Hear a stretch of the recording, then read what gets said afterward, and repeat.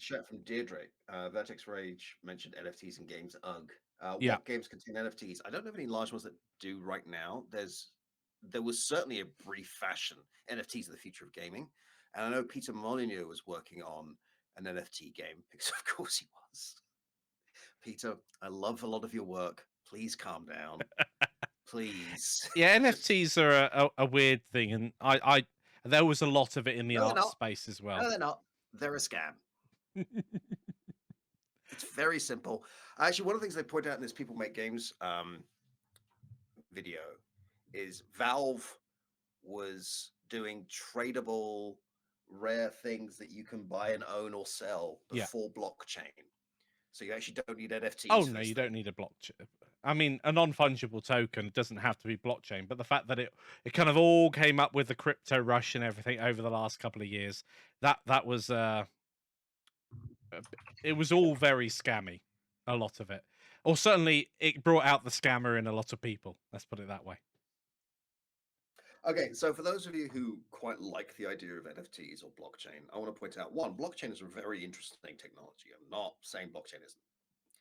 Two, blockchain is not the future of the economy. It has a whole lot of problems.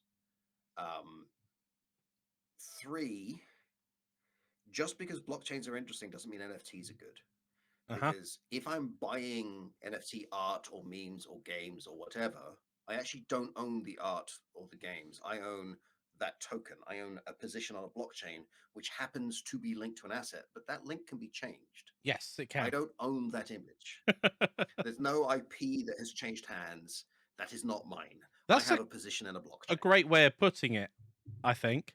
Buying NFTs are basically buying a receipt.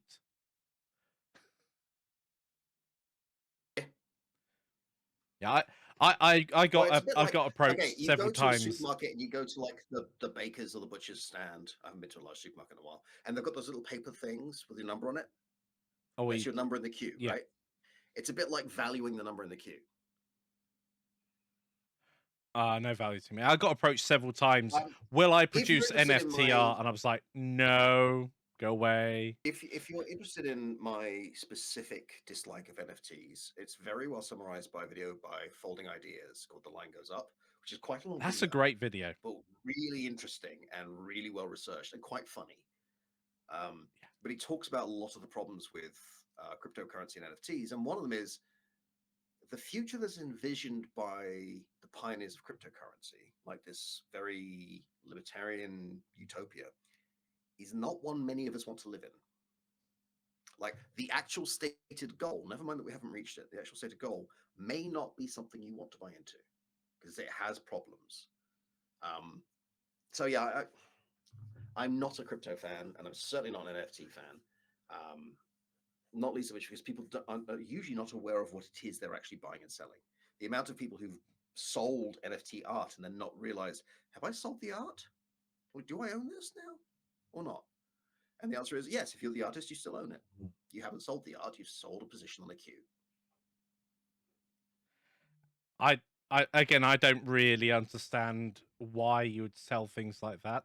I can understand why loads of people got excited about it as well. And quite a few artists that I know actually made some money selling their art, which is unheard of for living artists. You tend to find, oh, they're dead now, they're not producing anything more.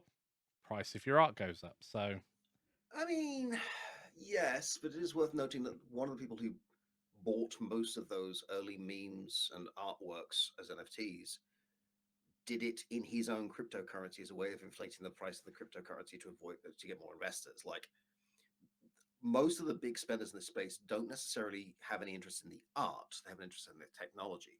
NFTs are usually used as a proof of concept for a specific cryptocurrency on a blockchain. Yeah, and that's really my issue. Cryptocurrencies are not a great way to buy and sell things with certain limited use cases, and I'm not a fan. I'm really not. A lot of the sort of like issues that I've noticed would be things like, oh, it's decentralized, and then all of the newcomers use the centralized system. Kind of defeats the point of it being decentralized in the first place. And you're quite right. The whole thing of not actually owning it. Where somebody stole a whole bunch of Ethercoin, and it was forked. The entire cryptocurrency was forked. Oh, you mean when Ethereum split to Ethereum Classic and Right. Ethereum? So it's decentralized. No, it isn't. No, someone got 51% and changed the blockchain. A group of people who run the thing decided we don't like that outcome. Let's change it. It's not decentralized at all. No, Like, it's just not. that's got a dictator at the top. So anyway, if you're interested in Moving that, back in. it's more. This is a little bit outside of my expertise. I'm not a cryptographer. I'm not an economist. I'm not a tech bro, and I'm certainly not Elon Musk. Hooray! So, Oh, are we I don't moving get on to Twitter and that dumpster fire? I mean, we can do. Okay. Who in the chat wants us to talk about? Mikey is very clear when we go on stream. Yeah, and we're not going to get political, are we? So I need to be a bit careful. But while we're talking about libertarian utopians going wrong, oh mate, what happened? I'm just letting you lead. I shall follow.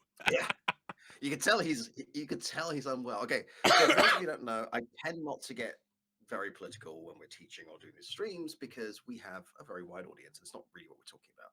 If I remember when we were working at a previous company and someone asked in a Q&A, what do you think about forced diversity? And I kind of let loose on the guy. And like, there's no such thing as forced diversity. There's enough room for everybody. There's 7.5 billion people on the planet. Let them have a female protagonist or a person 8. of color. It just tipped over to 8, apparently. This was earlier. Oh. So I have very strong political views, and it's probably no surprise that I lean very slightly left of center. You're leaning right on my screen. Just let me flip your video. I got a message from Twitter that I can use NFT as my profile picture. So Vertex, you just gonna put the letters NFT, not effing Twitter. There we go.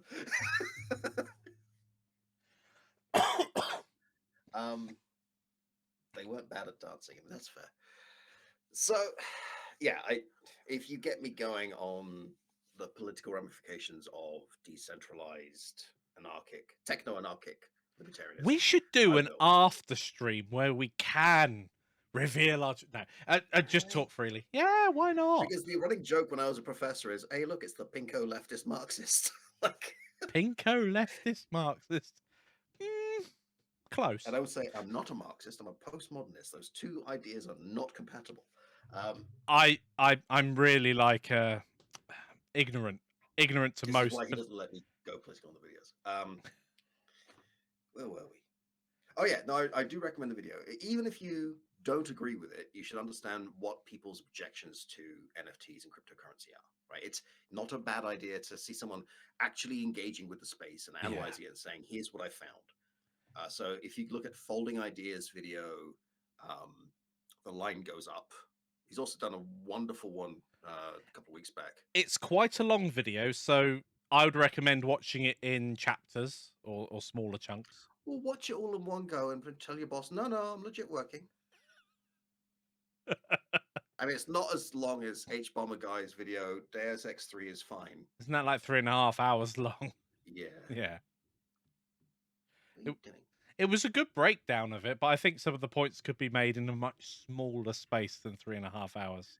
I mean, I find that a lot with H-Bomber Guy's videos. Sorry, Spider was coming to visit. What's a video essay, or rather a video thesis in this particular case? I'm doing research. Mikey keeps telling me, you could just claim video games on your taxes. I'm like, they get grumpy enough with me as it is. Like, I don't know that I could put Gotham Knights, which is a great game, by the way, down as a tax thing and keep a straight face. Like, well, it's one of those things, and for those who are in a normal job where you don't what's normal these days, I don't know. But if we were to buy Gotham Knights and then actually do like a live stream talking specifically about it and then writing a blog article about it, reviewing the game or taking it apart with constructive criticism, then that is genuinely a legitimate business expense. I don't think I've bought any of my games through the business because although Dying Light could have been almost one, because I did spend quite some time going through it, having a look at textures and how displacement of geometry was working throughout the game. That's how I play games. Don't you do that? Sometimes.